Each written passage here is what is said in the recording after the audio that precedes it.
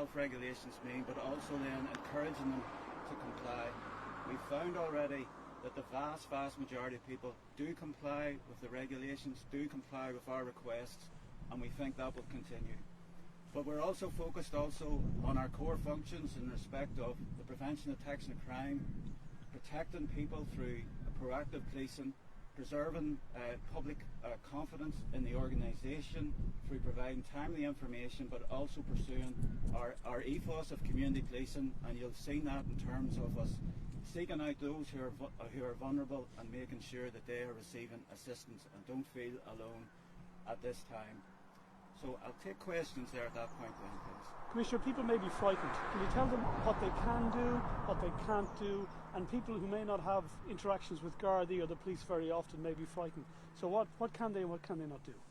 Well, if you look closely at the regulations, it's very clear that people shouldn't panic and at this time. There should be no need to panic in effect. You can go out, you can and shop, you can go out and have medical appointments, you can go to your chemist.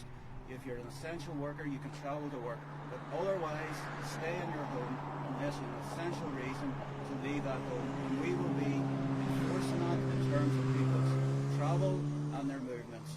We'll be asking people, as I've said, we'll be encouraging them, informing them, but in the end we've also an enforcement role as well.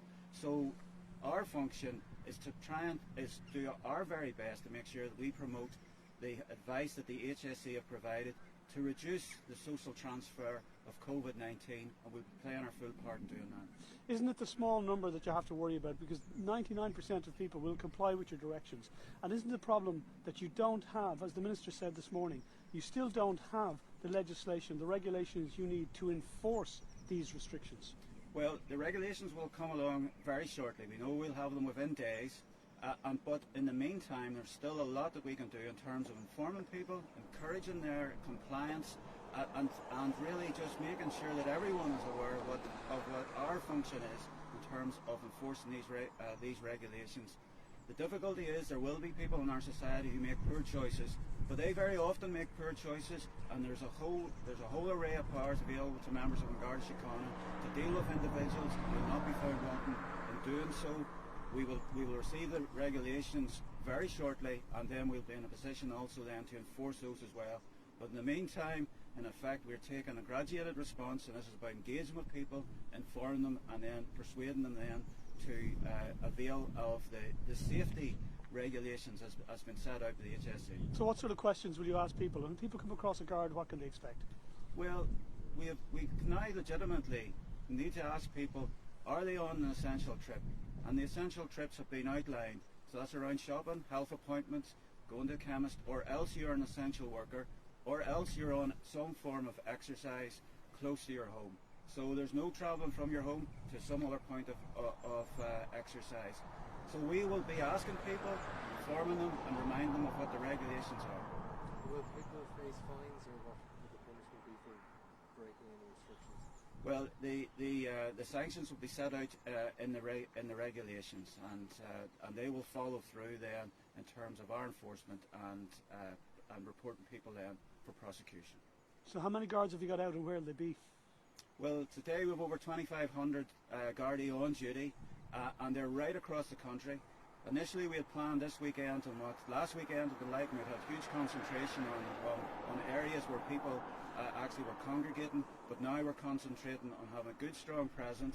We want to make sure also that there's no panic buying, no panic rush to the supermarkets this morning as well. We want to encourage people that there is a good food supply. There's no need to worry about food supply. You can go to the shops, that's an essential journey. And really we have spread ourselves right across the country to provide reassurance, but also carry out our other functions around the prevention and detection of crime, but also making sure that people can travel on the road safely. We want to make sure we keep road collisions down as well. So you're stressing that this is about encouragement, and this is a community policing effort rather than enforcement and the guards being hard-hitting? Well, we always have worked with the community. We're very much a community-based policing service. We want to obviously maintain that and promote confidence in the organisation by being responsive to the public. But the public, we and all of us are in this collective situation. We've been told what the advice is, we've been told what the regulations are and what they'll mean. It's now for us all to comply with those, every single one of us. And can people contact you if they see other people breaking the rules? Well, they should contact us if they see that, if they see a blatant disregard to what the regulations are, they should contact us so that we can deal with that, yes. Essential workers need to be carrying ID or something like that. That'll be checked. Well, as we get the final version of these regulations, we will work through that. But there's obviously going to be a means by which we will be stopping individuals and making sure their journey is essential. And we'll have to apply obviously discretion on that. If an essential worker has got their ID and then some form of description of what their work is that we can examine at the roadside, then that's fine. But we will want to be, as the days go on, we'll want to be clear and clear with people what is expected. There are a large set of essential workers in this country. You can imagine all sorts of very important services beyond ourselves and the other emergency services, but the food supply industry, food workers, health, and others who are providing vital services.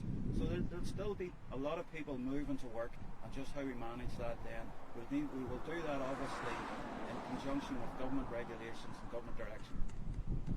If you've got thousands on this policing operation over the weekend, and again, I know I've asked you this before, is there a danger that organised crime will exploit this? That drug seizures, gun movements, I mean, we've already seen a number of attempts at that, but if you're really focused on these extra restrictions, does it put the strain on your police service that allows these the opportunity to profit from it?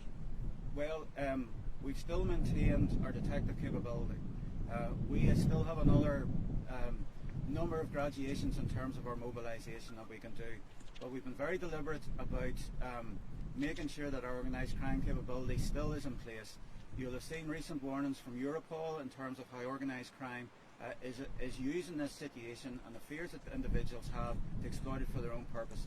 And what I would say is that people should be very careful about scams over the internet and email type scams. Organised crime is engaged at the moment right across Europe, and obviously the citizens of Ireland are also a target for that.